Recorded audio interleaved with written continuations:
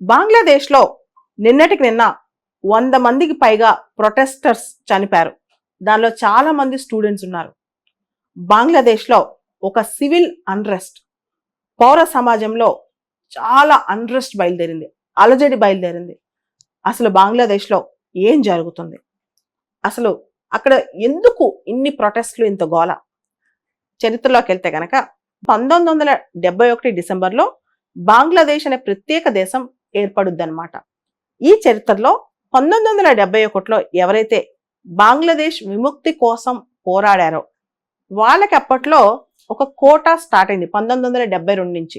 30% reservations కరెక్టే, freedom fighters కి 30% reservations ఇవ్వచ్చు అని చెప్పి బంగ్లాదేశ్ లో ఉన్న ఒక హైకోర్టు సపోర్ట్ చేసింది అనమాట. దాంతో లాస్ట్ మంత్ జూలైలో పెద్ద గొడవ జరిగింది. ఈ మొత్తం గొడవ ఢాకా మాత్రమే కాదు, మొత్తం బంగ్లాదేశ్ సోకింది.